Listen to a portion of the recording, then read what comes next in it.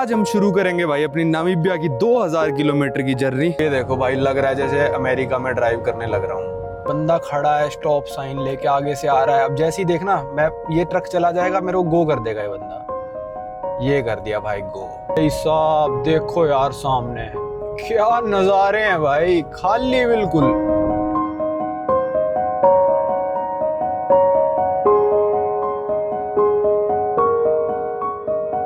स्वागत है भाई आप सभी लोगों का एक नए दिन में। मैं इस समय हूँ नामीबिया की कैपिटल विंडहूक में। कल सुबह सुबह पहुंचा था 6 बजे। कल पूरे दिन आराम किया मैंने। बस मैं गया था गाड़ी रेंट वालों के पास सिम कार्ड खरीदने, एक पानी की बोतल लेने, बस इससे ज़्यादा, और शाम को खाना खाने, मतलब सिम कार्ड वाले टाइम पे। तो आज हम शुरू करेंगे भाई अपनी नामीबिया की 2000 किलोमीटर की जर्नी, जो कि हमको सिर्फ और सिर्फ कंप्लीट करनी है मात्र 3 दिनों में। अभी मैं कार रेंट वालों के ऑफिस जा रहा हूँ, बिल्कुल साथ में ही है भाई कार रेंट वालों का ऑफिस। कार्ड कूड ले लिया ना, हाँ सब ले लिया है। और 3 दिन बाद हम वापस विंडहूक आएंगे। तो विंडहूक की जो वीडियो होगी घूमने वाली, वो आप इससे पहले देख चुके होंगे, क्योंकि नामीबिया के बारे में आपको पता होना जरूरी होना चाहिए पहले, और फिर मैं घुमाऊँ तो ज़्यादा सही है। तो नामीबिया के बारे में आपको पता चल चुका होगा पिछली वीडियो से। अब भाई यहाँ से गाड़ी रेंट कितने की करी, क्या करा, सब कुछ मैं आपको गाड़ी लेने के बाद बताता हूँ। कौन सी गाड़ी है, जिस गाड़ी को ये मिनी एसयूवी बोलते हैं यहाँ पे, ठीक है। कौन सी वो मिनी एसयूवी है जो मेरे को रेंट पे मिली है, क्या लाइसेंस का है, क्या नहीं है, ये सब चीज़ें मैं आपको गाड़ी एक बार मिल जाए, पेमेंट कर दूँ मैं। कल मैं डिपॉजिट तो दे के आ गया था, को क्या इंश्योरेंस है सब बताऊँगा। कहाँ कहाँ हमारा जाने का प्लान है, 2000 किलोमीटर सिर्फ 3 दिन है हमारे पास, तो सब कुछ डिस्कस करेंगे एक बार, बस पहुंच जाए। अरे भाई फॉर्च्यूनर में बड़े पंगे हैं। ये टायर कहाँ लगा दिए इन्होंने। यस यहाँ रख देते, ये टायर हो जाता अपना काम। ये वीडियो ही बनानी पड़ेगी क्योंकि मार्क बहुत ज़्यादा लगे हुए हैं यार। ये देखो, ये छोटा सा मार्क जैसे ये हो गया, ठीक है, यहाँ कुछ नहीं है, ये हो गया। अब भाई ये हो गया, कितने बनाऊँ, सो मैनी मार्क्स। ये देखो इतने छोटे में तो मेरे को लगता नहीं कुछ कहेंगे ये, पर फिर भी मैं बनाने लग रहा हूँ भाई, क्योंकि भाई फुल इंश्योरेंस मैंने नहीं लिया है। देखो यहाँ पे जैसे है, ये है, वैसे तो साफ़ ही है गाड़ी, पर मैं अपनी तरफ से भाई 1 भी रुपये इनको क्यों एक्स्ट्रा दूँ। ये देखो जैसे यहाँ पे है, ठीक है, और बोनेट पे देखो जैसे ये रहा। सबसे बड़ा तो यही है भाई, शीशे पे जो स्क्रैच लगा हुआ है ना, यही है। ओके, यस, ये छोटे मोटे भाई, ये इनके पैसे लेंगे तो भाई मैं कुछ लड़ नहीं पाऊंगा, इस पे तो मैं कुछ नहीं कर सकता। ठीक है, साफ़ ही है गाड़ी तो। वैसे अंदर से चेक करते हैं। ये चली हुई है 85,552, ठीक है, और तेल अपना है फुल डीजल गाड़ी। ओके ठीक है, अंदर से तो क्या ही है भाई। यहाँ पे मैंने ले ली है अपनी गाड़ी, और इनको पहले मैंने मैसेज करा था तो बोले कि 4x4 कोई अवेलेबल नहीं है। Is it 4x4 Daniel? Okay, तो भाई बोले 4x4 अवेलेबल नहीं है। फिर बोले कि हमारे पास मिनी एसयूवी है कोई। तो मैंने कहा मिनी एसयूवी कौन सी है, तो बोले फॉर्च्यूनर है भाई। मेरे को लगा 4x2 होगी, पर ये 4x4 है। हालांकि मेरे को ज़रूरत नहीं पड़ने वाली भाई, कौन रेगिस्तान वगैरह में जाके इसको फंसाएगा, फिर निकालो इनको, है ना। तो भाई ये जो गाड़ी मेरे को पड़ी है मात्र 3 दिनों के लिए, मैं बताऊँ कितने की पड़ी है, 360 अमेरिकन डॉलर 3 दिनों के लिए, जिसमें फुल इंश्योरेंस तक कवर नहीं है। मैंने इनसे पूछा था फुल इंश्योरेंस कितने का है, $100 और लग रहे थे ऊपर से, पर उसमें भी टायर और विंडशील्ड कवर नहीं थी। तो मैंने कहा फिर फुल इंश्योरेंस लेने का मतलब क्या है, लोग तो है नहीं यहाँ पे। चलो आगे कहानी बताता हूँ, पहले साइन कर दूँ भाई। फिर मैंने सोचा यार, जब टायर और विंडशील्ड कवर्ड ही नहीं है तो फिर यहाँ पे पॉपुलेशन तो है नहीं। Namibia 2nd least populated country है, मतलब डेंसिटी के मामले में। तो मैंने कहा टकराऊंगा मैं किससे, और अगर टकरा गए तो ज़्यादा से ज़्यादा मेरे को 1 लाख रुपए देने हैं, लगभग ये मान लो इनके 15,000 नामीबियन डॉलर, और उससे ज़्यादा मेरे को नहीं देने हैं। तो मैंने कहा यार रिस्क ले ही लेते हैं, क्यों फालतू में $100 और दिए, खाली सड़कें यहाँ पे कोई है तो है नहीं, एक बार सिटी से बाहर निकले कुत्ता भी नहीं मिलने का। तो चलो चलते हैं, चलते चलते आपको बताएंगे क्या प्लान है क्या है। पहले खाना भी खाना है, सुबह के बज गए हैं 10, और आज हमको ड्राइव करनी है भाई 800 किलोमीटर, ठीक है। चलो भाई निकल चुके हैं। मेरे को यार इसका ये ओडोमीटर तो रीसेट करना नहीं आया, तो आपने देखा ही होगा आफ्टर रीसेट ये रीसेट हो गया कि फ्यूल कंजप्शन कितनी है। चलते हैं भाई, थोड़ा सिटी से बाहर निकलते हैं, एक बार हाथ सा बैठ जाए। थोड़ा स्टीयरिंग भी इसका हाइड्रोलिक वाला है भाई, पता नहीं लोग फॉर्च्यूनर लेते क्यों है, बस टोरे के लिए लेते हैं भाई। इतना हार्ड है, चलो चलते हैं। पीछे आया था चेक पोस्ट, वो देखो वो पुलिस वाले खड़े थे। ब्राज़ील की तरह है यहाँ पे भी ना, कि थोड़ी गाड़ी स्लो कर लो और वो आपको इशारा दे देंगे कि जाओ। अब मेरे को पकड़ेंगे पता नहीं भाई, मतलब फिजिकल लाइसेंस के बिना, तो क्या होगा क्या नहीं होगा कुछ नहीं पता मेरे को। चल रहे हैं भाई, अपनी 120 की स्पीड है, लगाते हैं क्रूज़ कंट्रोल और भगाते हैं भाई फॉर्च्यूनर भाई को अपनी। भाई नज़ारे देखो यार, ये सिटी से मैं 5 ही मिनट में बाहर निकल गया। मैं सोच रहा था भाई लग जाएगा आधा पौना घंटा बाहर निकलने में, एक टर्न लिया और बाहर में सिटी से। ये देखो भाई, लग रहा है जैसे अमेरिका में ड्राइव करने लग रहा हूँ, शायद आगे कोई एक्सीडेंट हो गया है। ये देखो भाई यार, नामीबिया की रोड्स ना, मैं बस में आते वक्त भी आपको बता रहा था, पिछली वीडियो में आपको बताया होगा भाई, मक्खन है, बिल्कुल मक्खन भाई, एक खड्डा नहीं आता। अब ग्रेवल रोड कैसी होंगी वो देखने वाली चीज़ होगी, पर भाई जो मेन रोड बना रखी है ना, ये रोड सीधी साउथ अफ्रीका जाती है। यहाँ से 780 किलोमीटर साउथ अफ्रीका है, लगभग हम उसके 500 किलोमीटर जाएंगे, फिर वहाँ से हम मोड़ ले लेंगे। तो साउथ अफ्रीका पे 780 किलोमीटर है, 7 घंटे में आप पहुँच जाओगे बड़ा इजीली। साइड का नज़ारा देखोगे तो कुछ ऐसा चल रहा है।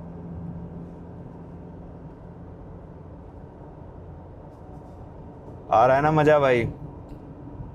ज़िंदगी में ना पहली बार फॉर्च्यूनर चलाई थी, ठीक है, मेरे को नहीं पता था इसके गेयर वेयर कैसे हैं, और जीप मेरी जो है वो मैनुअल वाली है। तो भाई अभी तक मैं ना स्पोर्ट्स मोड पे चलाने लग रहा था, S4 लिखा आ रहा था, मेरे को लग तो रहा था कि कुछ गड़बड़ है यार। मैंने कहा RPM भी बहुत ऊपर है, फिर मैंने इसको ड्राइव मोड पे करा भाई, अब एवरेज सही निकालेगी शायद ये अभी निकाल रही थी 9.5 की, अब ये 11 पे पहुंची है कुछ। अब देखो बढ़ती है तो एवरेज। मैं कह रहा यार बड़ी आवाज़ भी कर रही है गाड़ी, और S4 क्या लिखा रहा है, वहीं से S4 लिखा आ रहा था जहाँ से मैंने ली थी ना। तो अब थोड़ा भाई बेटा थोड़ा तेल कम पियो प्लीज़, यहाँ बहुत महंगा तेल है। अभी आपको पेट्रोल पंप पे रोकेंगे आज शाम को, तो दिखाता भी हूँ कितना क्या महंगा है भाई। KFC की तरह यहाँ पे जो रेस्टोरेंट है वो है हंगरी लॉयंस। कल भी मैं गया था उस रेस्टोरेंट पे, आज अब दोबारा जाएंगे। तो यहाँ से 64 किलोमीटर बाद एक टाउन आएगी, वहाँ पे आपको हंगरी लॉयन, KFC, यहाँ की ना छोटी मोटी टाउन में भी ये सब चीज़ें मिल जाती हैं। तो सबसे पहले हम खाना खाएंगे और फिर मैं अपना प्लान बताऊंगा आपको कि भाई 3 दिन का मेरा क्या प्लान है क्या नहीं। भाई ये आ गई एक टाउन, और यहाँ पे हंगरी लॉयंस कहाँ पे है, वहाँ जाना है हमको। 3 मीटर की रिस्ट्रिक्शन, 3 मीटर ऊंची तो नहीं है शायद फॉर्च्यूनर, है ना, 3 तो ज़्यादा ही हो जाता है। यहाँ देखो बिल्कुल अमेरिकन स्टाइल में आ रहे हैं, यहाँ पे चीज़ें बना रखी हैं लोगों ने। हंगरी लॉयंस के पास ही पार्क करेंगे भाई। यहाँ पे मैं पहुँच गया रिहोबोथ सिटी, ठीक है। तो यहाँ पे मैंने गाड़ी पार्क कर दी, ये अपनी गाड़ है, तो ट्रैवल इज़ टू लिव। ये नंबर प्लेट है N10547W, नामीबिया वगैरह कुछ नहीं लिखा हुआ, N शायद यही होगा नामीबिया। और भाई बंदे ने जाते जाते ये और बोला कि 5 दिन से ऊपर कोई गाड़ी लेता है तो हम उसकी क्लीनिंग वगैरह भी कराते हैं, पर अगर आप 5 दिन से कम ले रहे हो तो $200 लगेंगे क्लीनिंग के, मतलब 200 नामीबियन था। तो मैंने कहा ठीक है भाई, कहाँ आप तेरे से जुबान लड़ाऊँ, वैसे तो क्लीनिंग के तुमको खुद करनी चाहिए, क्लीनिंग मेरी जिम्मेदारी थोड़ी है। ये है इनका ब्रांड भाई यहाँ पे जो है ना, हंगरी लॉयन। तो यहाँ खाते हैं। 90 किलोमीटर आ चुका मैं रिहोबोथ करके सिटी, बिल्कुल अमेरिकन स्टाइल में चीज़ें बना रखी है भाई। यहाँ पे बड़ा सा शॉपिंग कॉम्प्लेक्स होगा, बड़ी सी पार्किंग होगी, तो सही है भाई अपना। भाई हंगरी लॉयन ना काफ़ी सस्ता है, मतलब वैसे KFC वगैरह भी यही रेट है। जैसे हंगरी लॉयन मिक्स कॉम्बो है ना, इसमें एक आपको लेग पीस मिलेगा, एक बर्गर, फ्राइज़, कोक, 64 में बस। तो 64 बहुत सस्ता है, मतलब इसको 6 से कर लो मल्टीप्लाई, 360 में इतना सब। ये ब्रांड है हंगरी लॉयन। चलो भाई खाना वाना खा लिया, वो भाई आया था, ओके गुड। चलो भाई मेरा खाना थोड़ा बच गया था, फ्राइज़ वगैरह, वो पहले भीख मांगने आया था, कहता भाई गाड़ी वाड़ी साफ़ कर देता हूँ, पैसे दे देना। वो गाड़ी साफ़ करेगा भाई, नई की नई है। फ्राइज़ और वो चिकन का जो बड़ा सा पीस आया था ना, वो तेरे को अच्छा नहीं लगा। कल मैंने दूसरे वाला बर्गर खाया था, बॉस बर्गर, वही ऑर्डर करूँगा, उसके साथ वो चिकन का पीस नहीं आता, पर बर्गर बहुत अच्छा होता है। इसमें इतना सा बर्गर दे दिया, चलो कोई नहीं, ब्रेकफास्ट सा हो गया ये। अब थोड़ी देर बाद 200-300 किलोमीटर बाद रोक के खाएंगे। अभी एक रेस्ट एरिया आ रहे हैं भाई बहुत सारे, भी कोई रेस्ट एरिया आता है उस पर रोक के आराम से हम डिस्कशन करेंगे। ये पर्चा सा भी दिया था कि हाईवे पे 120, इन टाउन 60, ग्रेवल रोड पे 70 किलोमीटर पर आवर ओनली, और वो भी 4x4 है, तो सीडान नहीं लेके जा सकते आप। ग्रेवल रोड पे reduce tyre pressure to 1.8 bar, normal road tyre pressure 2.5 bar. जैसे इंडिया में 35-36 ही होता है ना, यहाँ पे बार में प्रेशर नापते हैं। अब भाई ग्रेवल रोड पे जाना है, देखते हैं क्या करेंगे क्या नहीं करेंगे। फॉर्च्यूनर है यहाँ पे, कोई मतलब ये पुराने वाला सिस्टम होगा इसका, इसमें कुछ भी वो नहीं है, एप्पल कार प्ले वगैरह कुछ भी नहीं है भाई। तो अपना बस गाने ही सुन पा रहा हूँ और तो कुछ कर नहीं पा रहा। हाँ भाई, टाइप सी वाला पोर्ट है यार यहाँ पे, ये वाला पोर्ट है, ये मेरे पास है ही नहीं तार, तो होटल वोटल में ही करना पड़ा करेगा चार्ज। यहाँ पे क्या है, यहाँ पे भी यही है, यहाँ पे है टाइप सी क्या, पीछे तो कोई चार्जर ही नहीं है। ये देखो विंडूक से हम लगभग आ गए 90 किलोमीटर, ये रेहोबोथ में जहाँ पे हमने खाना खाया है। अब ये जो बीच की रोड है ना, ये सारी ग्रेवल रोड है, ठीक है, पर ये 150 किलोमीटर छोटी है। जहाँ पे हम जा रहे हैं वो आज का हमारा डेस्टिनेशन यहाँ कहीं है, ये जो है ना, ये जो लिखा हुआ है कोलमानस्कोप, ठीक है। पर ये वाली देखो रोड आ रही है, हाँ किलोमीटर कहाँ गए, 584 अभी बचे हैं हमारे। इस वाली रोड से जाएंगे, अगर इस वाली से जाएंगे 734, मतलब 150 किलोमीटर का अंतर आ रहा है भाई टोटल पूरा। तो मैं तो सोच रहा हूँ भाई ग्रेवल वाली से ही चलते हैं, फिर फ़ायदा क्या होगा फॉर्च्यूनर लेने का अगर हम ग्रेवल वाली से ही नहीं जा पाएंगे तो। भाई ये जो लिखा आ रहा है ना कालक्रैंड, ये 100 किलोमीटर है और यहाँ से हमको फिर वो ग्रेवल रोड लेनी पड़ेगी। मैं तो लेना ही चाहता हूँ ग्रेवल रोड, देखी जाएगी, पंचर पुंचर कुछ हो गया तो बदल लेंगे भाई टायर, पर आए तो यार मज़े करने ही है ना। ये आ गया कालक्रैंड, 96 बचा है भाई। ये रुका था मैं रेस्ट पॉइंट पे, ये अपनी गाड़ी खड़ी, और ऐसे इन्होंने छोटे छोटे रेस्ट पॉइंट बना रखे हैं जिस पे कि ये बस टेबल सी बना रखी, सारी अभी तक ऐसे ही दिखे हैं मेरे को। हर ये 30-40 किलोमीटर में एक आने लग रहा है, और एक डस्टबिन बना रखा है, पेंट वगैरह भी कर रखा है। तो मैं इस रोड ट्रिप के बारे में आपको बता देता हूँ भाई। हम जाएंगे इसमें 3 मेजर जगह, ठीक है, जिनमें से एक आज हम जाने लग रहे हैं, क्या नाम है, कालुकसुपुंड, क्या नाम है भाई, बहुत ही मुश्किल नाम है यहाँ पे, कोलमानस्कोप। तो ये जो विलेज है ना भाई, पहले माइनिंग टाउन होती थी और फिर ये अबेंडन हो गई। तो जैसे आपको पता ही होगा नामीबिया ज़्यादातर रेगिस्तान है, तो जो घर थे, ऑफिस थे, बिल्डिंग्स थी, उसमें ना सारा रेत भर गया भाई, तो डेजर्ट ने ओवरटेक कर लिया। तो टूरिस्ट उसको जाते हैं भाई, मतलब रशिया में एक गांव है जिसको छोड़ के लोग चले गए, वहाँ पे अंदर बर्फ जम जाती है सर्दियों में, यहाँ पे रेत घुस गई है भाई लोगों के घर में। मतलब अब तो लोग जा चुके हैं, ऑब्वियस सी बात है। तो उस अबेंडन विलेज को लोग देखने जाते हैं, ठीक है। आज हमारा प्लान है कि रात तक वहाँ ड्राइव करेंगे, कल सुबह विलेज 8 बजे खुलती है, आपको मतलब एंट्री फ़ी वगैरह पे करनी पड़ती है, तो आप जाके देख सकते हो। तो सुबह देख के फिर हम निकल जाएंगे सुबह सोसोविले की तरफ। सोसोविले भाई एक बहुत ही फेमस एरिया है, जो आपने गजनी मूवी देखी होगी, जो गुजारिश गाना है, ठीक है, वो वाला पूरे का पूरा सोसोविले में शूट हुआ है भाई। वहाँ पे भी अपनी 4x4 है, ये जा सकती है। वैसे छोटी गाड़ियाँ भी चली जाती हैं, वहाँ बाहर पार्क करो और फिर उनकी 4x4 में बैठ के डेजर्ट के अंदर जाना होता है। थोड़ा उनको थोड़े बहुत पैसे देने होते, पता नहीं कितना क्या प्राइस है, वहीं जाके पता चलेगा। तो वो हम सोच रहे हैं कि कल शाम तक वहाँ पे पहुँच के वो करके, और फिर अगले दिन हम निकल जाएँ स्वपकुंड के लिए। स्वपन कुंड कुछ ऐसा ही नाम है। वहाँ पे है भाई सबसे फेमस इनका एरिया, जहाँ पे भाई इनका डेजर्ट समुंदर से मिलता है। आप 1-2 फोटो देखो तो इनके मतलब टूर वगैरह होते हैं। अगर आप अपनी 4x4 लेके जाना चाहते हो डेजर्ट में, पूरा ऊपर तक चढ़ाना चाहते हो, चढ़ा सकते हो भाई आप, पर आपको परमिट की ज़रूरत होगी। मेरे को वो सब करना भी नहीं है, फंसानी भी नहीं है गाड़ी, तो वहाँ पे भी टूर लूँगा मैं, वहाँ तक बस ड्राइव करके जाना है। तो ये, और फिर वहाँ से हम आ जाएंगे वापस विंडूक। ये उल्टा भी कर सकते थे, पर कल जब मैं रेंट लेने गया गाड़ी तो बोला कि आप सुबह 8 बजे ले जाना, आखिरी वाले दिन शाम के 5 बजे दे देना। मैंने कहा यार बंदा सही है, 3 दिन के पैसे ले रहा है और 3.5 दिन तक गाड़ी दे रहा है। फिर कल रात को मैसेज करता, नहीं अब अगर 8 बजे लेके जाओगे तो आपको 8 ही बजे वापस करनी पड़ेगी। मैंने कहा यार ये तो प्लान बिगड़ जाएगा मेरा। फिर मैंने कहा छोड़ो, 8 बजे नहीं, फिर तुम मैं लेके ही 10 बजे जाऊँगा गाड़ी, और उसने कहा था 1 घंटा मैं एक्स्ट्रा दे दूंगा 11 बजे तक। तो ये थोड़ा रूट उल्टा बना दिया, वरना मैं स्वपन कुंड पता नहीं क्या नाम है भाई, वहाँ से स्टार्ट करके ये वाला अबेंडन विलेज से फिर आखिरी दिन 8 घंटे ड्राइव करके विंडूक पहुंच जाता। भाई ड्रोन वगैरह भी लेके आ सकते थे यहाँ पे, बहुत ही टूरिस्ट फ्रेंडली कंट्री है ये। मतलब इनका जो मेजर सेक्टर है, वन ऑफ द जो जीडीपी में कंट्रीब्यूट करता है, वो टूरिज्म का सेक्टर है भाई। तो ये आप सोच ही सकते हो कि यहाँ पे कितना ज़्यादा पोटेंशियल है भाई इस देश में, बहुत ज़्यादा पोटेंशियल है, ठीक है। ये आपको एक छोटा सा रोड ट्रिप हमारा समझ में आ गया होगा, छोटा तो नहीं है भाई, 2000 किलोमीटर लंबा रोड ट्रिप है, 3 दिन में हमको कवर करना है। आज हम वो अबेंडन विलेज तक जाएंगे तो 650 या 700 किलोमीटर हम कवर कर लेंगे। फिर वहाँ से वो 500 किलोमीटर है, फिर वो वहाँ से वो 400 किलोमीटर है, फिर वहाँ से स्वपनकुंड से आखिरी दिन विंडूक 400 किलोमीटर के लगभग है। चलो देखते हैं कैसा क्या टूर रहेगा। और मेरे को तो बड़ा मजा आ रहा है भाई गाड़ी चलाने। बस इसमें ये है कि इसका हैंडल थोड़ा ना वो हाइड्रोलिक वाला है, जैसे भी पार्किंग वार्किंग करो था पूरा दम लगाना पड़ गया भाई। मेरे को आदत है वो इलेक्ट्रिक हैंडल यूज करने की। हमारे पास अभी जीप कंपास है इंडिया में, उसका भी इलेक्ट्रिक है। अभी वर्टस ली थी, उसका तो जीप से भी भाई हल्का, उसको तो ऐसे कर दो वो है पूरी गाड़ी घूम जाती है। तो थोड़ा इसकी दिक्कत आ रही है, वरना गाड़ी कंफर्टेबल है, गाड़ी में कोई दिक्कत नहीं है। एवरेज भी 15 की आने लग गई, देखते हैं कितने का तेल वेल डलेगा। जैसे आप देख रहे हो हाईवे यहाँ पे खाली है, इसलिए मैंने फुल इंश्योरेंस लिया नहीं। मैंने कहा टूटेगा तो भाई इसका शीशा टूटेगा या फिर टायर फटेगा, वो फुल इंश्योरेंस में भी नहीं था। तो मैंने कहा फ़ायदा क्या है, यहाँ पे मैं किससे टकराऊंगा, और टकरानी होगी भाई, टकरा जाए मैं क्या ही बोलूँ। ठीक है चलो आगे बढ़ते हैं। दोपहर के अब बज चुके हैं लगभग 12 बज गए, टाइम देख लूँ क्या हो गया, 12:15। तो शाम ये मान लो 7 साढ़े 7 तक मेरा पहुंचने का वहाँ प्लान है। थोड़ा यहाँ का वेदर हमारा साथ देगा, बाहर अच्छी खासी ठंड होने लग रही है, तो मेरे को यहाँ का एसी नहीं चलाना पड़ रहा, सिर्फ ब्लोअर करके बाहर की हवा भी कर रहा हूँ, तो ठंडी हवा आने लग रही है। पहले मैंने एसी चला रखा था, एसी बंद करा, मैं कहा अभी भी ठंडी हवा आ रही है।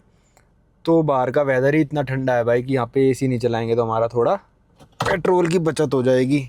छोटी गाड़ी लेनी थी भाई, मैं तो अकेला ही था, पर चलो कोई नहीं चलते हैं। भाई ये हम पहुंच गए कालिक ग्रैंड जो टाउन था, और टाउन में आते धीरे धीरे करके स्पीड कम करा देते हैं। 100 आया, फिर 80 आया, अब आ गया 60। तो हमको 60 करनी पड़ेगी। टाउन के अंदर बिल्कुल मतलब पुलिस वाले मिल जाते हैं, और टाउन के अंदर ज़्यादा तेज़ चलानी भी नहीं चाहिए। तो यहाँ से भाई हम नहीं ले रहे ग्रेवल रोड, उसका एक रीज़न है, मैं टाउन पार करके आपको बताता हूँ। ये C21 नहीं C14 लेना था हमको, पर हम वो नहीं ले रहे हैं अभी। ये जो बोर्ड आया ना माल्टा हो है, यहाँ से हमको जाना था डर्ट रोड पे, पर वो हम नहीं ले रहे हैं। देखो कितना छोटा सा टाउन आया है भाई, एक मुश्किल से पेट्रोल पंप है। ये पेट्रोल वाला बुलाने लग रहा है बंदा कि आ जाओ यहाँ भरवा लो पेट्रोल। इस वाली रोड से जाना था हमको, देखो ये जो मुड़ गई, डर्ट रोड हो गई मुड़ते ही ना, पर हम इससे नहीं जा रहे। अगला टाउन है मैरियंटल, 75 किलोमीटर्स।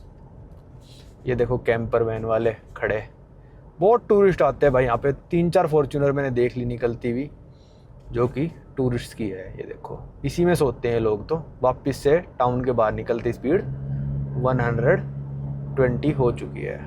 देखो भाई एक और फॉर्च्यूनर जो जा रही है, ये नामीबिया टू कोई कंपनी होगी यहाँ पे, उन्होंने रेंट कर रखी है, मतलब टूरिस्ट नहीं। अच्छा भाई हम पूरे इसी वाले रोड से जाएंगे। ऐसा नहीं है कि मेरे को डर लग रहा है कि वहाँ पे पंचर हो जाएगा, बल्कि मैंने सोचा है 700-800 किलोमीटर चला रहा हूँ, तो मैंने गूगल पे सर्च करा विंडहोक और जो क्लानस्कोप टाउन हम जा रहे हैं उसके बीच में कोई इंटरेस्टिंग जगह है क्या। तो भाई 3-4 जगह आई, एक जगह हमारे रूट में पड़ रही है। रूट तो नहीं खैर, मतलब वही 150 किलोमीटर जो एक्स्ट्रा नहीं जाना चाहता था मैं, उसी 150 किलोमीटर पे पड़ रही है। तो वो है भाई क्वियर ट्री फॉरेस्ट। ठीक है, क्वियर ट्री फॉरेस्ट, बहुत अजीब से पेड़ हैं, तो वो देखने चलते हैं।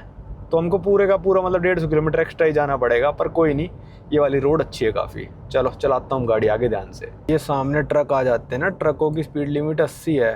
80 पे तो ऐसा लग रहा है भाई जैसे बैलगाड़ी चलाने लग रहा हूँ मैं। मतलब जब वो 120 से फिर आप 80 पे आते तो ऐसा ही लगता है कि भाई पता नहीं कितनी स्लो हो गई गाड़ी। जैसे ही कोई टाउन आता है तो ऐसा कुछ बोर्ड आ जाता है, वेलकम टू मारियंटल। चलो यहाँ पे फ्यूल स्टेशन पे रुकेंगे, थोड़ा टॉयलेट वगैरह यूज़ करते हैं। कमाल है यार, यहाँ पे शेल वेल के जो भी पेट्रोल पंप है ना, उस पर भी लोग कैसे बुलाते हैं कि आ जाओ भरवा लो पेट्रोल, पता नहीं क्यों। देखो जैसे वहाँ पे ना वो 2 बंदे लोगों को बुलाने के लिए ही खड़े हैं भाई कि आ जाओ उस वाले पेट्रोल पंप में मत जाओ। भाई मैंने नहीं देखा ये चीज़ किसी भी और देश में, पेट्रोल पंप के लिए स्पेशल, जिसको भरवाना होगा आ ही जाएगा यार, पेट्रोल पंप पे कौन बुला के लेके आता है। तो पिछले वाले में भी ऐसा ही था। ये तो चलो फिर भी बड़ा पेट्रोल पंप है यार, वो तो लोकल था भाई। साफ सुथरी फर्स्ट क्लास टॉयलेट, ऐसा लग रहा है जैसे यार कि ना मैं फर्स्ट क्लास जो फर्स्ट वर्ल्ड कंट्री होता है ना उसमें घूमने लग रहा हूँ। बढ़िया बढ़िया पेट्रोल पंप, बढ़िया जने, हर जगह कार्ड चल रहा है कि बनाना फ्लेवर्ड मिल्क लेके आया था मैं, तो मैंने अपना कार्ड दिया, तो मेरा वो मेटल वाला कार्ड है। आजकल चलने लग गए हैं भाई, काफ़ी सारे बैंक मेटल वाले कार्ड दे रहे हैं। तो जैसे ही उसने पकड़ा, लड़की ने हाथ में ऐसे उठाया, कहती there is lot of money inside, it's heavy.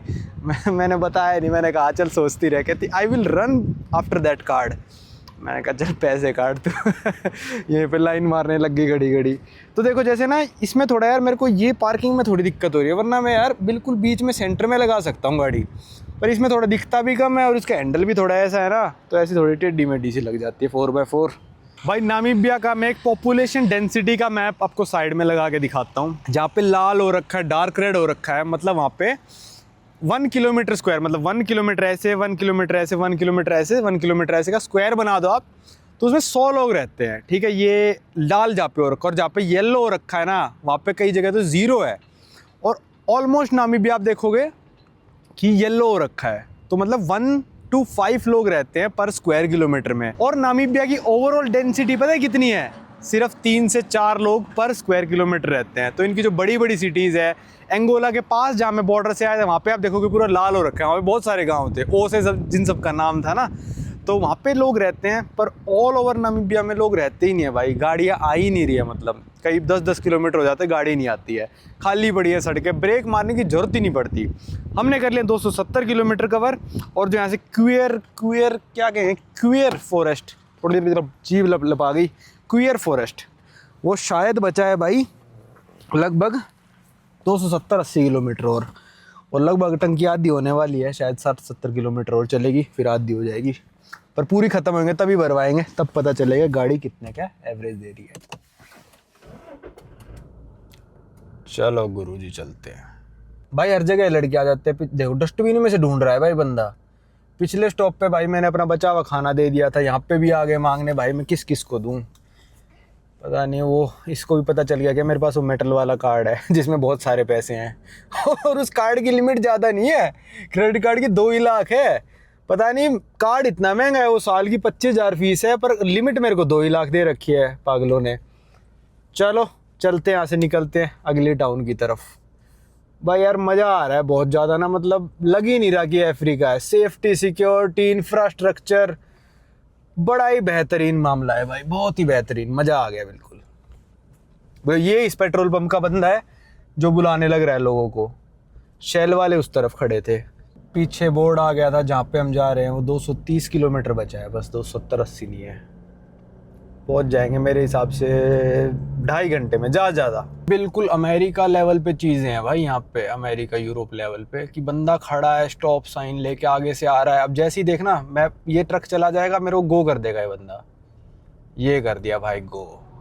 यहाँ पे चलने लग रही है कंस्ट्रक्शन, एक ही साइड खड़ा है बंदा, उस साइड वालों को आने देगा क्योंकि उस साइड वाली रोड नहीं बन रही है, इस साइड वो खड़ा है लेके। भाई देख रहे हो यार, अब यकीन नहीं हो रहा यार मेरे को कि मैं अफ्रीका में हूँ यार, कमाल कर दिया भाई। और ये पहली बार नहीं हुआ है, ये दूसरी बार हुआ है। पहली बार मैं देख के हैरान था, आगे से कोई नहीं आ रहा था, स्टॉप ही करके खड़ा रहेगा, जैसी गाड़ी पास आएगी ना तब वो एकदम से उसको घुमा देता है, गो कर देता है। पिछली बार तो आगे से कोई आ नहीं रहा था, उसने फटाक से गो कर दिया, मैं दिखा ही नहीं पाया, मेरे को सबसे आगे था मैं लाइन में, तो मेरे को जाना पड़ा। पर मैंने कहा इस बार दिखा देता हूँ, इस बार आगे से आ रहा था ट्रक, जैसे ही ट्रक निकला उसने पलट दिया, उसको गो कर दिया मेरे को।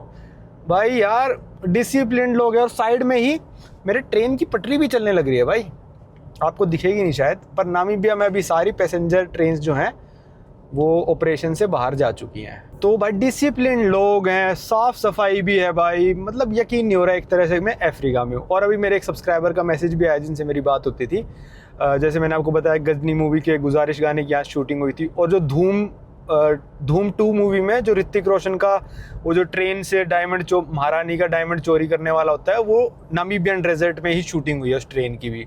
तो ट्रेन की पटरी ऑल ओवर नामीबिया है। ट्रांस नामीबियन भी एक ट्रेन चलती थी ऊपर से नीचे तक 2000 किलोमीटर की, नामीबिया के अंदर छोटे छोटे टाउन्स तक ट्रेन जाती थी। पर इस समय कोई भी पैसेंजर ट्रेन नामीबिया में ऑपरेशनल नहीं है। भाई बहुत पोटेंशियल है इन लोगों के पास, अगर ये ट्रेन महंगी वाली चला देना जैसे ऑस्ट्रेलिया वगैरह ने चला रखी है, बहुत पोटेंशियल है भाई इन लोगों के पास। मैं सबसे पहला कस्टमर बनता है इनका वो ट्रेन करने वाला। भाई बहुत मज़ा आ रहा है, बहुत ही अच्छी रोड ट्रिप जाने लग रही है भाई। बस एक कुछ होए ना टक्कर टुक्कर गाड़ी की और सब मस्त है।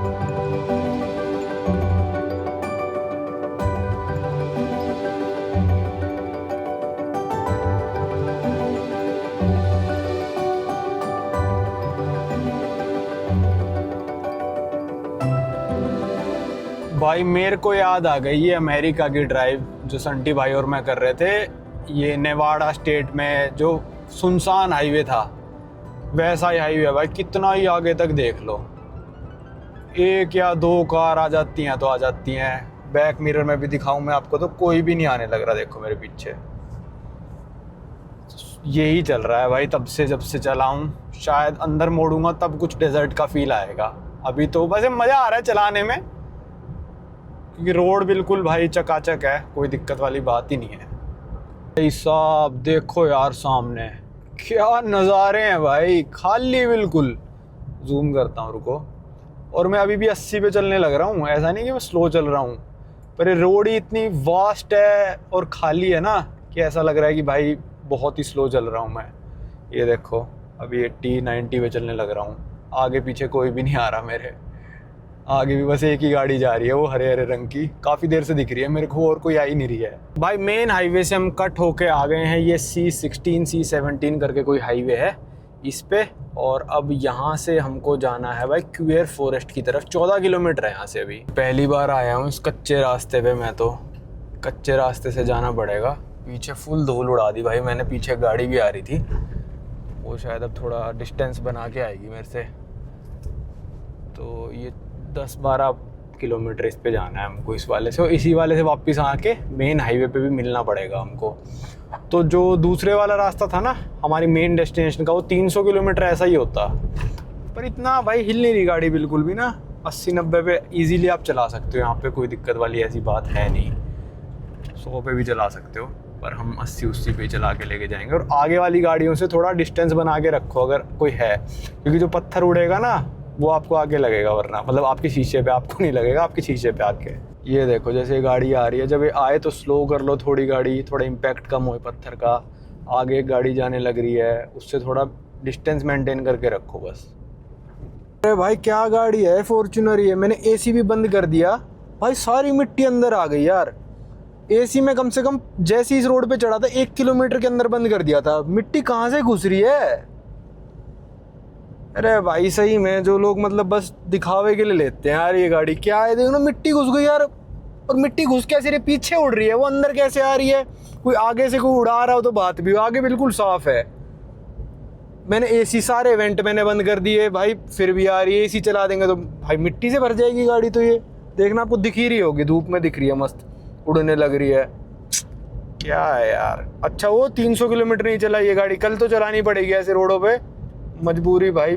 क्या है ये पहुंच गए हम क्यूयर पता नहीं क्या है, tree forest, giants playground, rest camp, यहीं से मुड़ना है हमको। अरे यार एक तो इंडिकेटर उस तरफ है, वाइपर चला देता हूँ मैं जब देखो। चलो देखते हैं भाई अंदर क्या है क्या नहीं है। पीछे भी शायद मेरे टूरिस्ट ही आने लग रहे हैं, वो भी इस तरह मुड़ेंगे, तब से मेरे पीछे ही आ रहे हैं, वो आ गए। तो यहाँ लिखा था भाई सारे टूरिस्ट को रिसेप्शन पे रिपोर्ट करना है। यहाँ कुछ रिसेप्शन बना रखा है, ऑब्वियस सी बात है कुछ एंट्री वेंट्री होगी। कुत्ते वुत्ते लेटे पड़े हैं, देखते हैं चलो अंदर जाके क्या है क्या नहीं है। देखो ये टूरिस्ट आ रखे, ऐसी गाड़ी लेके आते हैं भाई, ये आपको रेंट पे भी मिल जाएगी। इसका इतना ऊंचा है ना भाई, वो बहुत ही ज़्यादा ऊंचा सस्पेंशन करा रखा है, और इसी में सोते हैं फिर ये लोग। इसके ऊपर टेंट वेंट सा खुल जाता है। यहाँ पे एंट्री फीस थी 130, और देख लो भाई यहाँ पे गोरा काम करने लग रहा है। मतलब यहाँ पे नामीबिया में काफ़ी ज़्यादा गोरे रहते हैं ना, 6-7% गोरों की पॉपुलेशन है यहाँ पे। इन्होंने बोला 2 चीज़ है, यहाँ से 800 मीटर दूर जाके पार्किंग है, वहाँ पे आप गाड़ी पार्क कर सकते हो, वहाँ पे आपका जो फॉरेस्ट है वो है, और एक पीछे जायंट्स प्लेग्राउंड और बोल रहे थे कि अगर आप रात को भी यहाँ रुकते हो और वापस आपको वो जाना है फॉरेस्ट में, फ़ोटो वगैरह करानी है, मैं दिखा देता हूँ आपको, रात की फ़ोटोज़ ऐसी होती हैं, तो आप चाहो तो रुक सकते हो। यहाँ पे स्टे वेटे का भी ऑप्शन होगा। तो कह रहे उसके एक्स्ट्रा पैसे लगेंगे। मैंने कहा नहीं मेरे को नहीं रुकना है, मैं तो अभी चला ही जाऊँगा, मेरे पास वैसे भी टाइम नहीं है। तो ये टिकट सीधी है। तो बोला पहले जाइंट प्लेग्राउंड में चले जाओ, और ये देखो तंबू तंबू से बना रखे हैं ना, ये रहने का भी होगा, और फिर आप यहाँ पे आके देख लो। तो मैंने कहा ठीक है चलो देखते हैं। फिर आपको क्यूयर ट्रीज़ के बारे में बताता हूँ क्यों स्पेशल है इतने। भाई ये जो आप पेड़ देख रहे हो ना, ये होते हैं क्यूयर के पेड़। क्यूयर क्या होता था मैं उतर के समझाता हूँ। मैंने टिकट फालतू में लिए तो भाई रोड से दिख रहे हैं, देखते हैं फिर उसकी टिकट में क्या देखने को मिलता है। ये देखो यहाँ पे इन्होंने गेट लगा रखा है, खुद ही गेट खोलना है, खुद ही बंद करना है, कोई बिना टिकट के बंदा आ नहीं सकता। पहले क्यूयर ट्री फॉरेस्ट में परमिशन लेके आओ।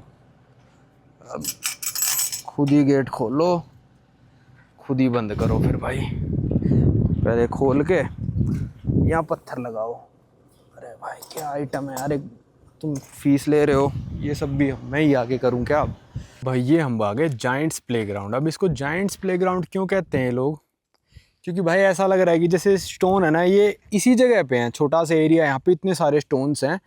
जो इतने सारे स्टोन्स ये आए कैसे, तो ये कहते हैं कि भाई जो मतलब पहले के ज़माने में जायंट, मतलब जिसको क्या कहेंगे भाई, हिंदी भूल रहा हूँ मैं दानव कह सकते हो, जो बड़े बहुत बड़े बड़े होते होंगे भाई, उन्होंने ला के रखे हैं। हालांकि ये सब तो अब हो सकता है लोगों ने बना दिए हों ये, पर यहाँ पे आए कैसे ये, तो ये कि जायंट्स ने अपने लिए खेलने के लिए यहाँ पे ऐसे ऐसे स्टोन्स यहाँ पे ला के पटके हैं। देखो दूर दूर तक यही सब स्टोन्स हैं। बस यही है यहाँ पे तो देखने का जायंट्स प्लेग्राउंड में। और थोड़ा ऊपर चढ़ के देखते हैं कहीं पे क्या देखने को मिलता है। रूल्स एंड रेगुलेशन उसने कुछ नहीं बताया कि स्टोन्स पे चढ़ना है नहीं चढ़ना, कहीं लिखा भी नहीं हुआ, यहाँ कोई है भी नहीं। और तो हम तो ऊपर ओ भाई यहाँ से नज़ारा देखो आप। एक बार ऊपर चढ़ता हूँ, वहाँ चढ़ता हूँ, फिर दिखाता हूँ आपको। ये देखो भाई सारे के सारे स्टोन्स, और बहुत दूर दूर तक फैले हुए हैं भाई ये तो। वो देखो वहाँ तक ऐसे ऐसे स्टोन्स है, पत्थर पड़े हैं। मतलब कैसे आ गए पत्थर यहाँ पे, ऐसे वाले पत्थर यहाँ कैसे आ गए एकदम से ही। ये देखो इस साइड सारे ये स्टोन्स पड़े हैं भाई। इसलिए कहते हैं कि भाई यहाँ पे तो दानव राक्षस होते होंगे। राक्षस तो नहीं, मतलब जो जाइंट लोग, मतलब बड़े लोग, बहुत बड़े बड़े। हमारे जैसे बंदे तो कहीं ये पत्थर, छोटा पत्थर भी नहीं उठा पाएंगे हम लोग, ये इतने बड़े बड़े पत्थर हैं। तो ये है जायंट्स प्लेग्राउंड। है तो अच्छी जगह विज़िट करने लायक, और कुछ ऐसी खास फीस भी नहीं है इतनी ज़्यादा।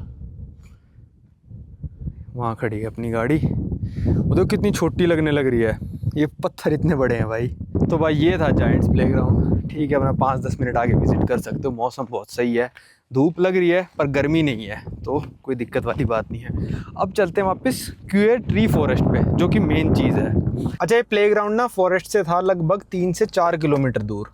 और अब क्यूएर ट्री फॉरेस्ट चलते। क्यूएर क्या होता है, जैसे जो हम बाण और एरो नहीं होता था, बाण और तीर, और तीरों को जिसमें स्टोर करते थे वो क्यूएर प्लांट से बनाते थे ये लोग। मतलब यहाँ पे ये ट्रीज़ कैटेगरी में नहीं आते, अलॉय कैटेगरी में आते हैं, ALOE कैटेगरी में।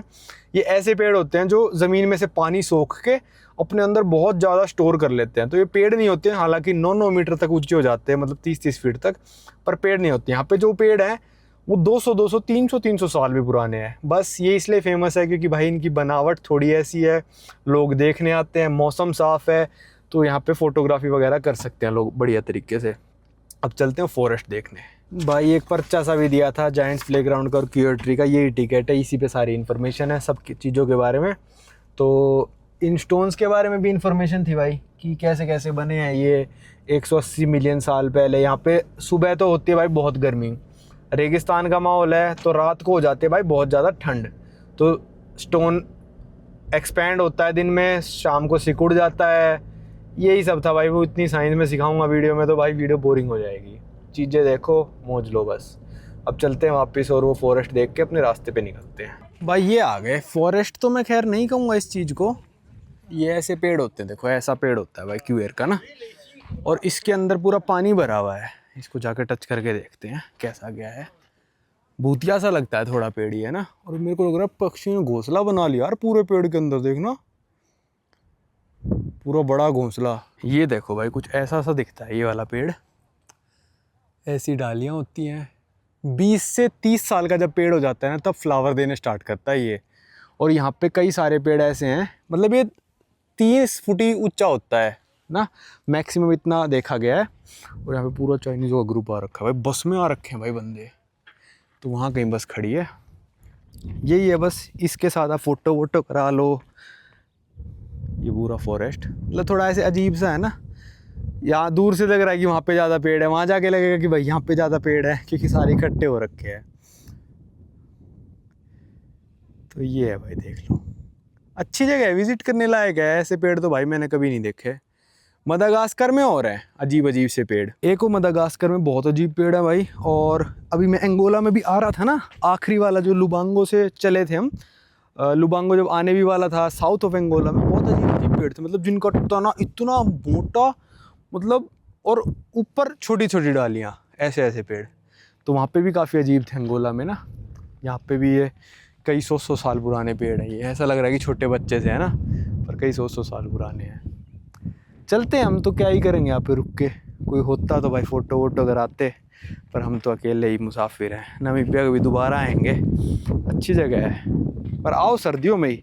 गर्मियों में आओगे तो भाई यहाँ पे मिलेगा अभी इस टाइम पे, ये मान लो 40-45 डिग्री कैसे घूम लोगे। अभी सुहाना सा मौसम हो रखा है, 27-28 का, हवा भी चल रही है। और रात को आप यहाँ पे कैंपिंग भी कर सकते हो अपनी गाड़ी ला के। जो नामीबिया में कैंपिंग वाली वैन होंगी ना, जैसे आपने ऑस्ट्रेलिया में देखी होगी, न्यूजीलैंड में हमारी वैन थी, फिर आप संटी भाई की वैन को जानते हो, वैसी वैन्स नहीं मिलती यहाँ पे आपको। ऐसी मिलेंगी जैसे ये हो गया हिलक्स हो गई, टोयोटा की जो हाइलक्स कह देते हैं हम जिसको, हिलक्स हो गई।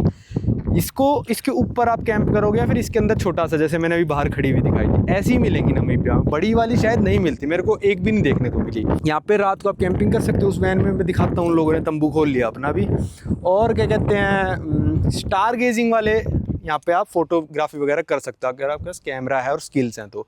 मतलब यहाँ से बिल्कुल आसमान क्लियर है पेड़ों के साथ, मतलब थोड़ा बहुत ही मैजिकल सा लगता है वो। स्टार्स भी देख सकते हो बैठ के, मतलब काफ़ी सही लगता है। लाइट वाइट भी जला देते होंगे लोग यहाँ पे ना, तो सही जगह है। अच्छा हुआ मैं आ गया, थोड़ा रेस्ट भी मिल गया ड्राइविंग से और एक अलग चीज़ भी देख ली।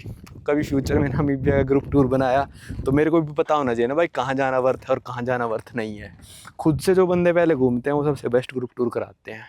जिनको कुछ नहीं पता होता और चले जाते हैं ग्रुप टूर कराने, वो भी पहली बार जा रहे हो क्या ग्रुप टूर कराएंगे। इसलिए मैं सिर्फ जापान कराता हूँ क्योंकि मेरे को जापान के बारे में सब पता है। ये देखो भाई, नामीबिया में ना ऐसी कैंपर आपको मिलेंगे। आपको इसके ऊपर सोना पड़ेगा और पीछे इसके किचन कुचन होगी और आगे बैठे रहो, बस यही मिलता है नामीबिया में। नामीबिया बहुत बड़ा है भाई, अगर आप करना चाहो ना रोड ट्रिप आराम से, आप आराम से 2 हफ्ते की तो कर सकते हो भाई। यहाँ पे हम पहुँच गए कीट्समान लूप और ये है लगभग विंडहूक से मान लो 500 किलोमीटर दूर।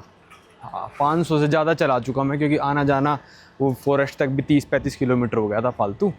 तो यहाँ पे भाई हंगरी लॉयन पे आ गया था मैं। ये हंगरी लॉयन का साइन लगा, मॉल है ये।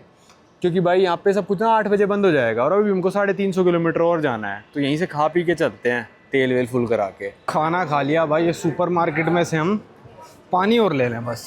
भाई कुछ अंतर नहीं है, मतलब मैं पेट्रोल पंप से ख़रीदता हूँ वो भी 15-16 की बोतल आती है, यहाँ पे भी 15 की है, 15.99। तो फिर तो पेट्रोल पंप पे रुको तब एक ही ले लो। मैं सोच रहा था कि भाई पूरी पेटी ले लेता है, पर छोड़ो फिर तो क्या ही फ़ायदा, एक ही लेके चलते हैं बस। चलो भाई निकलते हैं यहाँ से। एक ये ऑरेंज जूस की बोतल ले आया था मैं। ऑरेंज जूस आप ध्यान से देख के लिया करो, अगर इन इंग्रेडिएंट्स में सबसे पहले पानी लिखा है तो मतलब उसमें ऑरेंज जूस नहीं, सिर्फ पानी पानी है। तो 100% ऑरेंज जूस जहाँ लिखा हो वही लेना। तो 32 का 1 लीटर आया है मतलब 180-90 रुपये का 1 लीटर। और ये पानी की बोतल एक ही लाया मैं लग रहा था पेटी ले लूँगा, पर सेम प्राइस, फिर क्या ही फ़ायदा। पेट्रोल जब भरवाएंगे तब एक बोतल लेते रहा करेंगे, एक साथ लेने का क्या मतलब है। चलो चलते हैं भाई, यहाँ से फ्यूल स्टेशन लगाता हूँ पहले मैं, पेट्रोल फुल करा के फिर सीधा चलते ही रहेंगे बस। भाई सामने ही आ गया था प्यूमा का गैस स्टेशन। प्राइसेस तो यहाँ लिखे नहीं हुए, पर भाई भरवाना तो पड़ेगा ही। भाई यहाँ पे आया, शीशा वीशा भी साफ़ कर दिया बंदे ने, पानी वानी मार के आराम से। और यहाँ से खुलता है भाई पेट्रोल टंकी का ना, डीजल ब्रो, डीजल ओके या। भाई यहाँ पे भरना स्टार्ट कर दिया, देखते हैं अब कितना लीटर आता है। और ये देख लो आप, रेट देख लो भाई, 29.3 का है डीजल भाई, और हम चला चुके हैं। चलो आगे जाके बताता हूँ, पहले भरवा लूँ। भाई हमारे में डीजल आया है 42.28 लीटर और बहुत ही ऊपर तक भरा है। आप ये मानो कि 41 मान के चलो। भाई हम चला चुके 530 किलोमीटर भाई अभी तक, ठीक है। 550 पे हमने ली थी, 533 किलोमीटर एग्जैक्ट। भाई अब 41 लीटर के हिसाब से लगाएं तो एवरेज हमारी बनती है 13 की एग्जैक्ट, ठीक है। 533 किलोमीटर में 41 लीटर। पर अब की बार ना सुई कुछ ज़्यादा ही मतलब फुल के पार चली गई है, तो कल एग्जैक्ट पता चल जाएगा। कल दोबारा भरवाएंगे तब कि कितना होता है। ऊपर तक भर देते हैं ना ये लोग, उन्होंने क्या पता मेरे को कम उसके साथ दी हो, बस एफ़ को टच हो रही थी, मतलब ये मान लो। तो हो सकता है भाई 38-39 लीटर भी हो। तो फ्यूल मेरी यहाँ गाड़ी दिखाने लग रही है 14 किलोमीटर पर लीटर का, तो होगा मेरे को लग रहा है कि 2-1 लीटर और कम मान लो आप, तो 14 की एवरेज आ रही है। 1250 नामीबियन का फ्यूल मैं भरवा चुका हूँ। चलो अब चलते हैं, निकलते हैं। यहाँ पे भी लोग कार्ड देखते ही, मेरा लोहे वाला कार्ड है, मेटल वाला, बोले मिस्टर वेरी हैवी कार्ड। मैंने कहा हाँ भाई। फिर एक बोला भाई रात को मत चलाइए, बहुत एनिमल्स होते हैं। मैंने कहा एनिमल तो देखे जाएंगे, चोर डाकू ना हो बस। तो चोर डाकू तो नहीं होंगे, एनिमल होंगे, देखेंगे भाई। अब जाना तो है ही। 336 किलोमीटर्स हमारी जर्नी यहाँ से और बची है, और पूरी रात में चलानी पड़ेगी। लगभग शाम हो ही चुकी है। ये जो सामने लिखा है ना भाई, लुडरेट्स पता नहीं क्या बोल रहे थे वहाँ पे लोग, तो इस टाउन पे जाना है हमको। ये आखिरी टाउन है जो RS से लिखा है, ये लिखा है रिपब्लिक ऑफ साउथ अफ्रीका। ये भाई यहाँ पे जॉगिंग कर रहे थे लोग। तो रिपब्लिक ऑफ साउथ अफ्रीका भी यहाँ से आप जा सकते हो इस रोड से भाई। अगर यहाँ से आप लेफ्ट हो जाओगे तो पहुंच जाओगे रिपब्लिक ऑफ साउथ अफ्रीका, मतलब साउथ अफ्रीका, और हमको जाना है सीधा।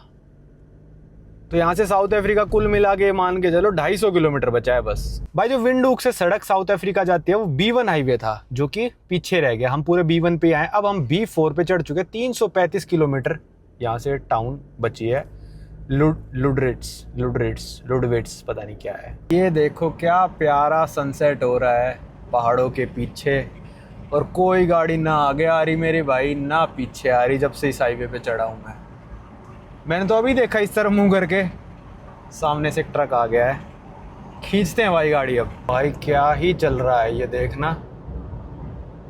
पर ये वाला टाइम ना सबसे खतरनाक होता है चलाने का, क्योंकि आंखें अडेप्ट नहीं कर पाती इस टाइम को। ना ये पूरा दिन है ना पूरा रात है, अगर या तो पूरी रात ही हो या पूरा दिन ही हो, सबसे खतरनाक टाइम होता है। मैं अवॉइड करता हूँ, पर अब मैं अकेला हूँ भाई, मैं कुछ कर नहीं सकता।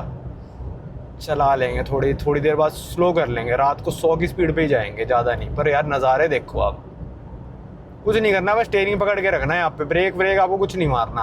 भाई क्या नज़ारा चल रहा है। एकदम से ही थोड़ा टर्न लिया गाड़ी ने तो देखो बोनेट पे कैसा रिफ्लेक्शन आने लग रहा है। क्या नज़ारा है भाई यार, मज़े आ रहे हैं। कि बोनेट पे कैसे रिफ्लेक्शन आ रहा है भाई, कितना बढ़िया लग रहा है, मज़ेदार। खाली कोई बंदा नहीं। इस तरफ चलने लग रहा है अपना सनसेट, उस तरफ वेस्ट पड़ रहा है। ये देखो भाई अपनी गाड़ी खड़ी, सामने से भी कोई नहीं आ रहा, बिल्कुल स्ट्रेट रोड है। चांद दिखने लग रहा बिल्कुल क्लियर।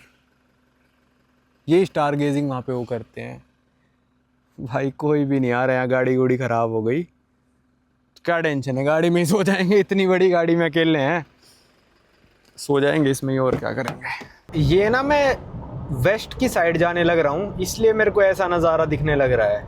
अगर मैं वेस्ट से ईस्ट जा रहा होता तो मेरे को ऐसा नज़ारा दिखता शीशे में जो आपको दिख रहा है, जो कि है कुछ भी नहीं, अंधेरा पूरा। पर अब धीरे धीरे सनसेट तो हो चुका कब का, वो बस रिफ्लेक्शन आ रही है सन की, क्योंकि हम एक तो वेस्ट की साइड बढ़ रहे हैं और थोड़ा यहाँ पे पॉल्यूशन ना है ही नहीं, ना के बराबर क्या है ही नहीं, तो इसलिए रिफ्लेक्शन अभी शायद 10-15 मिनट और दिखेगी मेरे को लग रहा है। भाई यहाँ पे रुका था एक रेस्ट पॉइंट पे, सुसु वगैरह कर लेते हैं। सिर्फ और सिर्फ 120 किलोमीटर बचा है, और आप देखोगे तो आगे पीछे कोई नहीं है। हालांकि ट्रक वगैरह वाले आने लग रहे हैं मेरे पीछे, उनको मैं ओवरटेक करके आ गया। अब आपको वो तो दिखेंगे नहीं भाई, तारे वगैरह। ओ भाई तारे दिख गए फ़ोन में भाई, तारे मतलब मुश्किल ही दिखते हैं भाई, पूरी गैलेक्सी दिख रही है भाई यहाँ तो। वो चांद्रा भाई वो नाइट मोड टाइप वीडियो बनाने की और फ़ोटो खींचने की कोशिश करी, पर नहीं है भाई आईफोन जैसे कैमरों की बस की ना वो सब करना। कर देते हैं पर दिक्कत है। और ये फॉर्च्यूनर का फीचर है शायद, जब की बाहर होती है और दरवाज़ा बंद कर देते हैं 3 बार टी करती है भाई। बाहर ठंड होने लग रही है, 13-14 डिग्री होने लग रहा है। चलते हैं, चलो आगे। भाई ये पता नहीं पुलिस मेरे पीछे क्यों आ रही है। वो देखो लाल बत्ती जलने लग रही पुलिस वाले की। पुलिस आ रही है यार पीछे, समझ नहीं आ रहा। वो जा रही पुलिस की गाड़ी, मेरे को ओवरटेक करके गई है। कम से कम 15 किलोमीटर से पीछे चल रही थी, अभी बहुत तेज़ गई है। और भाई 120-25 पे तो मैं ही चला रहा था, और ये टी करने लग जाती है 130 पे जाते ही। तो पुलिस वाले 140 पे जा रहे हैं कुछ लगभग, वो जाने लग रहे भाई। अब चले गए, ये फोकस नहीं ले रहा। चलो सरदर्दी मिटी। मैं पता नहीं क्यों पीछे चल के लाइट जला रखी है। अमेरिका में तो लाइट जलाती मतलब आपके पीछे लगे तो साइड में लगाना है। मेरे को लगा यही रूल ना हो, मैं तो चलाता रहा। मैंने कहा छोड़ो भाई। फाइनली वो लुडविड्स टाउन पहुंच चुके हैं। सामने देखो बोर्ड भी सा लगा है, कुछ लुडविड्स ही लिखा है शायद। तो चलते हैं भाई होटल।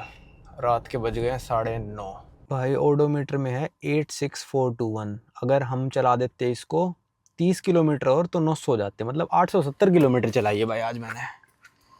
और रात के 9:30 बजे हैं, सुबह 11:30 लेके निकला था। 11 सॉरी भाई। ये आ गया अपना होटल जो मैंने बुक किया था ऑनलाइन, ओशियन लाइफ।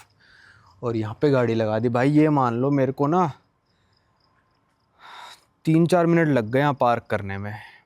पहली बात तो भाई इसका हैंडल बहुत ही बेकार है। पता नहीं आज भी हाइड्रोलिक आता है नहीं आता मेरे को नहीं पता, पर ये जो भी मॉडल है फॉर्च्यूनर का शायद 2024 ही है, हाइड्रोलिक है भाई। पूरी जान लग जाती है मोड़ने तोड़ने में। लगा दी। चलो चलते हैं भाई। पूरा टाउन खाली पड़ा है, ऐसा लग रहा है सब सो गए। इसलिए मैं पहले ही खा के आ गया था खाना। मेरे को पता था कि भाई यहाँ नहीं मिलने वाला, कुछ भी नहीं खुला होगा। भाई पहुँच गए होटल फाइनली। पता है जब मैं वहाँ से निकला था, कौन सी टाउन थी जहाँ पे पेट्रोल भरवाया था, निकलने का सनसेट वगैरह तक सब सही चल रहा था भाई 70-80 किलोमीटर तक सही चल रहा था।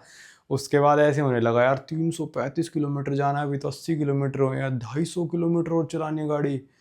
मतलब हिम्मत टूट गई थी बिल्कुल बीच में, आंख दर्द कर रही है क्योंकि पूरे दिन से चला रहा था ना मैं कंसंट्रेट करके, तो आंख दर्द कर रही है, नींद आ रही है। नींद तो खैर ऐसे नहीं आ रही थी, आंख दर्द कर रही थी, पता नहीं क्यों। तो मतलब हिम्मत टूट गई थी। फिर मैंने कहा यार चलो ऑस आएगा एक टाउन, वहाँ रुकेंगे। ठीक है, मैंने booking.com पे देखा $60 का था। मैंने कहा भाई इतने महंगे में तो नहीं रुकूंगा, क्योंकि ये रूम मेरे को पूरे का पूरा किचन बाथरूम ये सब भाई मस्त सा कमरा मेरे को सिर्फ $27 का पड़ा है।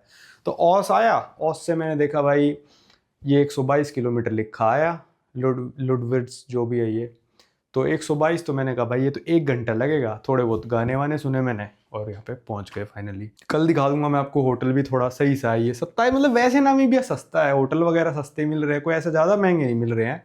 पर ये गाड़ी थोड़ी महंगी पड़ी है और तेल बहुत महंगा है भाई। $30 का तेल है लगभग, आप ये मान के चलो 170 रुपये लीटर यहाँ पे आज की तारीख में डीजल है। पेट्रोल उससे कुछ 25-26 रुपये सस्ता है, 150 रुपये के करीब है वो पेट्रोल। तो सोते हैं कल हम जाएंगे जो यहाँ की कालमोनस्कोप घोस्ट टाउन है जिसमें रेत भर गया है पूरी टाउन में, वो जाएंगे। सुबह 8 बजे एंट्रेंस खुलती है, तो हम यहाँ से 7 बजे निकल जाएंगे। 7 बजे रेडी रूडी होके अपना निकल जाएंगे। यहाँ से सिर्फ 5-10 मिनट लगेंगे हमको जाने में। तो वहाँ घूम के फिर हम सोसेविली के लिए कल निकल जाएंगे और ट्राई करेंगे सोसेविली भी कल ही घूम लें। फिर सोसेविली में रुक के अगले दिन सुबह सुबह हम निकल जाएंगे स्वाकुम्पुंड वाल्विस बे की तरफ, ये कह सकते हैं आप। ठीक है, देखते हैं कल कैसा क्या रहता है। कल डर्ट रोड पे भी चलानी पड़ेगी काफ़ी ज़्यादा गाड़ी, और भाई पूरे मिट्टी मिट्टी हो गई थी गाड़ी में, पता नहीं डर्ट रोड पे जाते क्या था क्या नहीं था। देखते हैं कल का कैसा रहता है। इस वीडियो को रखते हैं यहीं तक, अब आपको मिलेंगे अगले वीडियो।